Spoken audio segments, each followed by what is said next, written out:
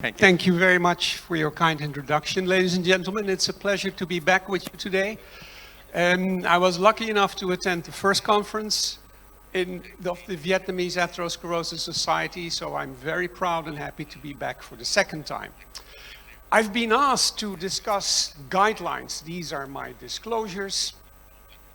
And before I start, I want to show you one of my favorite slides. It's a very old slide. It's actually the oldest medical text that has ever been discovered. It's 4,500 years old. And as you can see, it's quite a provocative text. Oh, you can't read it. It states, it's the Yellow Emperor's Book of Medicine. 4,500 years ago, they said, it's the superior doctors that prevent the disease. It's the mediocre doctors that treat the disease before evident, and it's the inferior doctors that treat the full-blown disease. And I've been told, I'm not sure if that's true, but in those days, doctors were paid as long as patients stayed healthy. And as soon as you got sick, payment stopped. So that's very interesting preventive strategy. And I just wanted to highlight that that means we have a completely different attitude towards prevention compared to treating disease. Preserving health is completely different from treating a disease or treating risk. So we have been extremely successful in treating disease. This is data showing you the advances in cardiac care over the last 50 to 60 years. So in the 60s and 70s, mortality, if you reached the hospital, was still 50%. So it's flipping a coin. You reach the hospital after an AMI and it was 50% chance if you get out. Now, 50 years later, we have reduced that risk to approximately 5 to 10%. How did we do that? By all these really relevant, innovative treatments, devices, and simply strategies. So you would think cardiovascular disease is almost absent now. No, we're actually facing the opposite. We're failing at the prevention of cardiovascular disease. We can manage the end stage, but the prevention of cardiovascular disease remains a big issue. What are things that are associated with failure to reduce risk, and also things that are possible, manageable? I think one of the things is worst environment. And I'm not talking about environment in the sense of pollution, heat, but also worst environment in terms of lifestyle, diet changes, no physical activity anymore. And you see that globally everywhere, and that translates in incredible increases in cardiovascular disease. Most likely we need better treatments as well, because for some patients, as has been illustrated, even our newer treatments are not sufficient enough to address those very extreme and critical issues. On the other hand, realize also that once the disease is done, once you have the damage, it is not possible to reverse it. We can stop progression or maybe arrest progression, but once the damage is done, it is not going to be completely disappearing with a treatment. Really important is that we have really good guidelines, but the implementation of guidelines is a stumbling block. It is really difficult to implement. And what is interesting is if you ask doctors, do you know your guidelines? Or do you know international guidelines? Everybody will nod and say, of course, I know these are the targets that we have to reach. And then you ask, are you implementing those in your patients? And they will, again, most likely agree and say, yeah, we try to get to goals. And then if you look at their clinical data, you can observe that that is not the case. They are not doing what they say they're doing for several reasons. And last, and certainly also not least, we start preventive therapies too late. And I'll illustrate that a little bit later.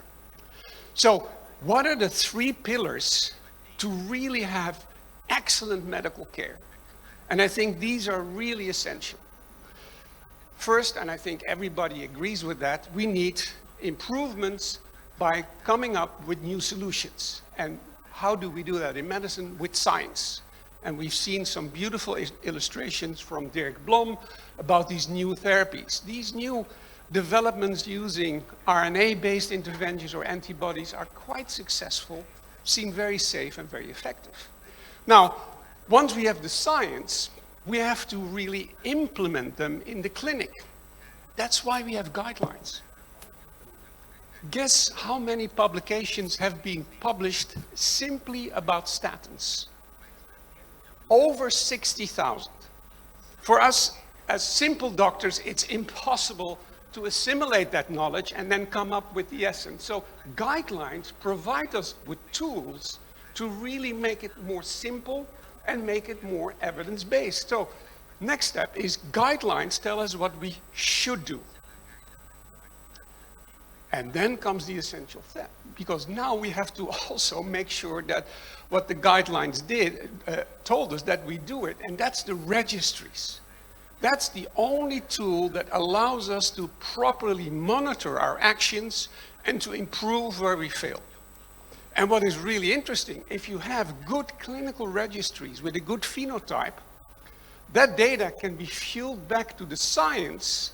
And in the science, you can use these clinical phenotype to discover new treatment strategies or new risk markers based on excellent clinical characteristics. So you have a snowballing effect that has a fantastic impact. Now, when we talk about guidelines, it can also be a bit confusing because almost every specialty has a lipid-lowering guideline. If you're a dermatologist or a nephrologist or a rheumatologist, there are all kinds of different guidelines. But in basics, they are very similar because they all use the same scientific data. I'm not going to go very in-depth about the clinical guidelines. It's much better for you to download the article and read the instructions, or for Vietnam, look at your own guidelines. I just want to highlight here that for statins, we have a whole bunch of really well-designed clinical endpoint trials for primary prevention, for secondary prevention, for stroke, for renal failure, for imaging, and for IVUS. So for all major categories, statins have shown us that it is a safe, effective treatment. Now, I just want to highlight 2 major used statins, atorvastatin and rosuvastatin, and just highlight that for atorvastatin, there is a very abundant amount of data with using high dose, high intensity, 80 milligram. And that is one of the differences with rosuvastatin, where this data is lacking, simply because they were a little bit later in the race, and they were not able to conduct studies like the atorvastatin trials. These are some must-read articles if you're interested in guidelines and cholesterol management about the consensus and about the safety and efficacy of statins. And realize overall we have 200 studies, 2 million participants, 20 million patient years of follow-up, and over 150,000 cardiovascular events. I don't think there is anything, not a single other disease or product that has been studied as extensively as statins. So with great confidence, I can say statins are effective, statins are safe, and we have to use them in the proper way. Now, the European guidelines, I like them because they simplify things to an extent that it can be extrapolated not only in economies where finances are not a restraint, but also in developing economies. So step 1 everywhere is making sure a healthy lifestyle. And that's not a criteria that you have to select, that's for everybody. Then the basic therapy is going for simple targets that should be achievable even with drugs that are available today. So you don't need very expensive PCSK9 antibodies, or you need NGPTL3, perhaps maybe in the FH patients, but in general, those will be achievable. And then there is extra therapy for patients that are not reaching the target for, they start out very high, or they have side effects, and there you have a bigger armamentarium. But step 1 is definitely everybody can reach, and step 2 is something that you, as a doctor, as a patient, and as a society have to decide. So, for instance, this is for patients with cardiovascular disease, lifestyle interventions, and this is step 1, so LDL more than 50% and a goal of less than 70, blood pressure less than 140, and in this case, antithrombotic therapy. Step 2, going for slightly lower targets, less than 130, LDL less than 1.4 at 55, and additional treatments that can be instigated. Is that the end? I always point out that guidelines is the minimum what you must do. If you don't follow the guidelines, you're malpracticing. And in the US, you could even be sued for not doing a proper management of your patients. But is it enough? And I think it's not. I think we will see a change in guidelines. We saw in the last 20, 30 years going for lower and lower and lower targets. What we will now see is going for earlier and earlier interventions. This is a young boy, 3 years old, that died from a car accident. They did a post-mortem examination in his coronary arteries, and what they found was a fatty streak. First stages of atherosclerosis. Did he smoke? Did he have hypertension? Was he diabetic? No. Then what was it? Was he very high hypercholesterolemic? No, he was not. This is a first stage of atherosclerosis, which is not a very uncommon finding, but a very common finding.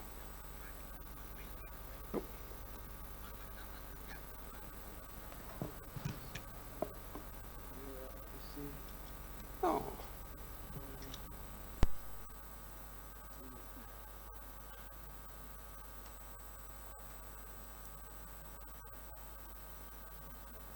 Okay. Yeah. Just don't worry. So I'm not going to show you the slide. I'm going to explain to you. There was the Bogalusa heart study where they did this examination, not in one child, but in many children. And they found that 50% of the children between the age of 5 and 15 actually had these fatty streaks. And if you looked at real established lesions, 1 in 12 had real established lesions. So it shows you that this problem doesn't start when you're 40 or 50. This problem starts when you're 2 or 3 or 4. There's some interesting data from the STARRY Atlas showing you post-mortem examinations of young people dying in drive-by shootings or in suicides in their early 20s. And if you look at their coronary arteries, you can observe extensive atherosclerosis. So, in other words, we start too late. We start when patients come in with cardiovascular problems or with already lesions that cause established risk evaluations. And I think one of the things that we have learned over the last 40, 50 years is that medicine has evolved. And I'd like to call the stage where we are in now medicine 3.0. There have been 3 major shifts, 3 paradigm shifts. The first one was when we started to develop medical science. That was the stage where we used the anatomy and saw the consequences of the disease. And we realized there were patterns that we could recognize. Then stage 2, which was in the 20th century, I call that the physiology of the disease. We started to learn the development, so not the end stage, but when it starts and how it proceeds. And we used blood-based diagnostics, we used imaging diagnostics to see how disease developed, and we also used therapies to mitigate that development. And now we're in a new era of the biology of the disease, where we not only can see the progression, but we can see where it starts. We use genetics, we use metabolomics, and we can predict somebody will start developing disease, and we can initiate preventive therapies much earlier, much sooner. And that is a great example of what was given by Mariko Shiba and by Derek Blom in familial hypercholesterolemia, where we're able to start treating children at an age where we would never think that we would start treatment. And the consequences were so successful that these children now have a very good and sometimes even better expectancy of life than children who did not get that treatment at a very early age. So my point is that yes, guidelines is the minimum. That's what we should do at least. But have an open mind and realize that in the context of how you perceive and how you understand the development of atherosclerosis, and we know it is really rapidly increasing, in the context of motivation of patients, and in the context of a possibility in your medical society, it is not uncommon to start much earlier, even if risk is very low. Just last week, there was an interesting article in JACC, where they looked at individuals who had a very low risk score, less than 5%. And then they looked at predictors of atherosclerosis or calcium scoring, and they found out that even in these very low risk individuals, LDL cholesterol was a very important predictor of observing already lesion development in healthy ones. My point is that cardiovascular disease, and these are my concluding remarks, is something that is not a done deal. We're not finished in managing cardiovascular disease, although my first slide in terms of acute cardiovascular disease gave that impression. No, it's something that needs different approaches. Cholesterol is a very important risk factor in the development of atherosclerosis. We need to address it. We were able to address it with modern therapies. And last but not least, we have to start earlier if we really want to change cardiovascular outcome on the long term. We will never be able to do that until we wait that patients come to us with complications. Then it is too late. It is not possible to do it, and it's going to be very, very expensive. Okay, thank you very much for your attention, and I'm sorry there went something wrong with the presentations. Okay.